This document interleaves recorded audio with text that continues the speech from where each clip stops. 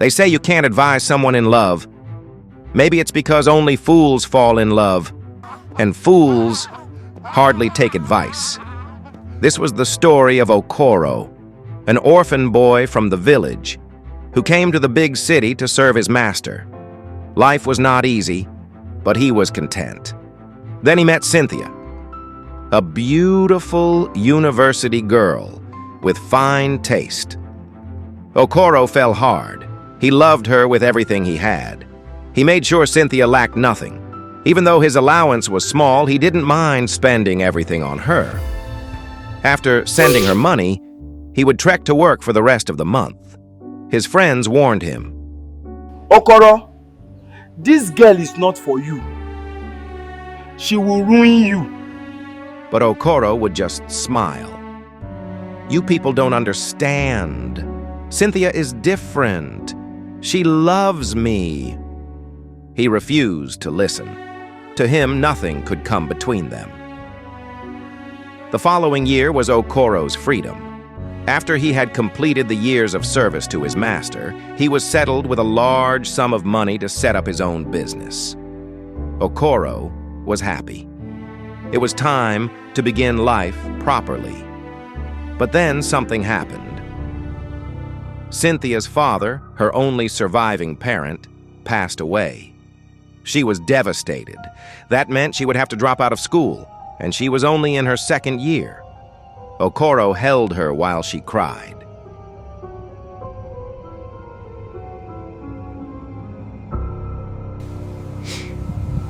Don't worry, I'll take care of it.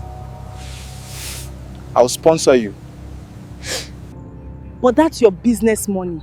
It doesn't matter. I'll use part of it for your school fees. I can start small with the rest. It would take almost 3/4 of his settlement money, but Okoro didn't mind.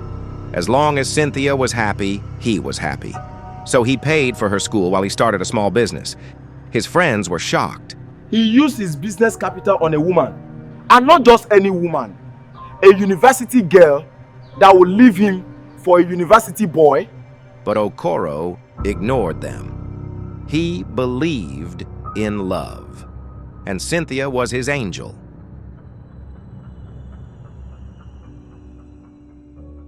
Two years passed. Cynthia was now in her final year, and Okoro had grown his small business.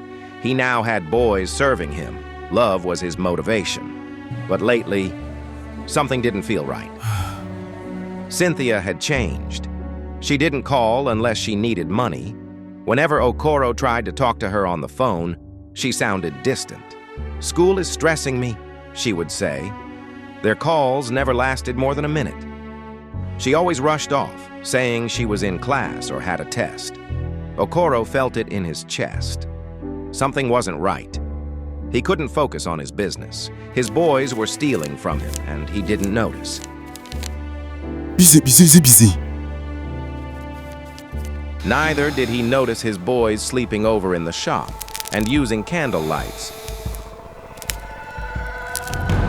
which started a fire that razed down his shop and others. Ah, my shop! Everything is gone. Hold him back. Just like that, everything disappeared. All his millions went down the drain. Okoro was ruined.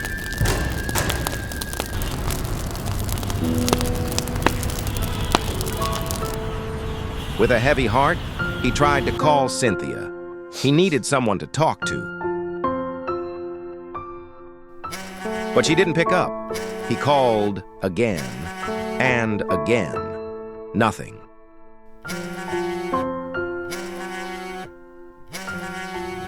Now, he was worried. Was she okay?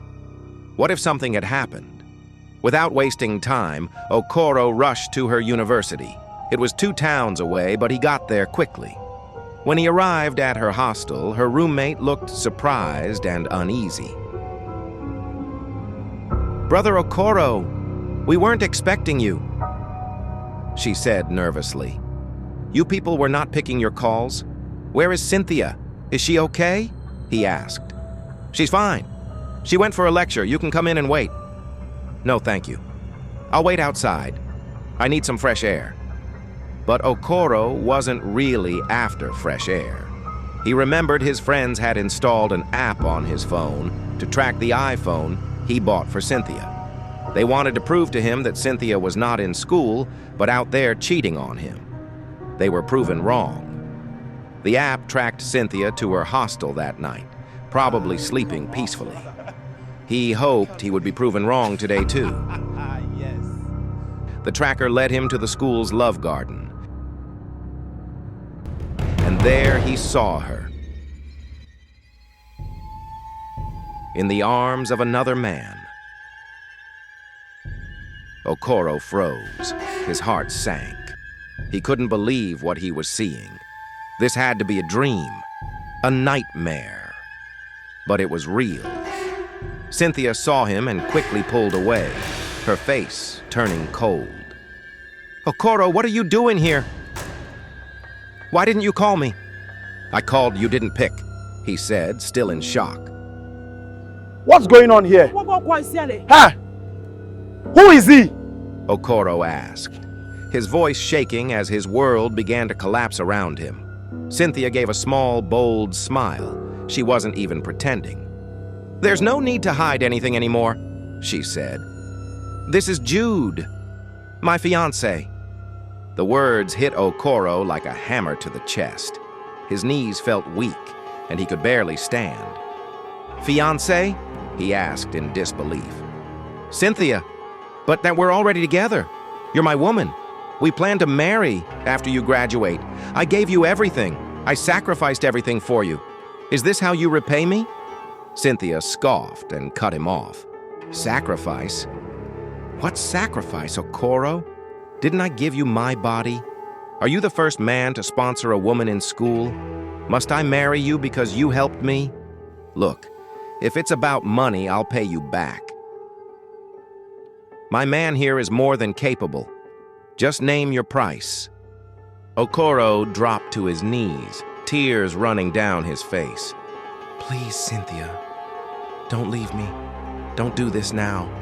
I've lost everything. My business is gone. If I lose you too, I won't survive it, please. Sorry about your business, but I can't be with you. You're not on my level. Cynthia's voice was cold. You don't even speak proper English. Your accent is embarrassing. Jude here is polished. He's wealthy and speaks Queen's English. She looked at Okoro like he was nothing. Jude and I can give you some money to start again, but as for us, it's over. Okoro broke down completely. He cried and begged, not caring who was watching. Cynthia shook her head and walked away with Jude, leaving Okoro on the ground, broken and humiliated. Later that evening, Okoro stood on a lonely bridge. The world felt silent around him. His friends had warned him, "This girl will be your ruin." Now their words echoed in his mind. Okoro, this girl is not for you. She will ruin you. He thought of his late parents. What would they say, seeing their only son in this condition?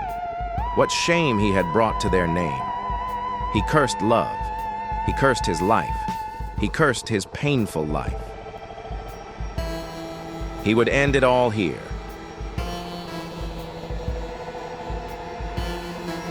With one last breath, he jumped into the dark waters below.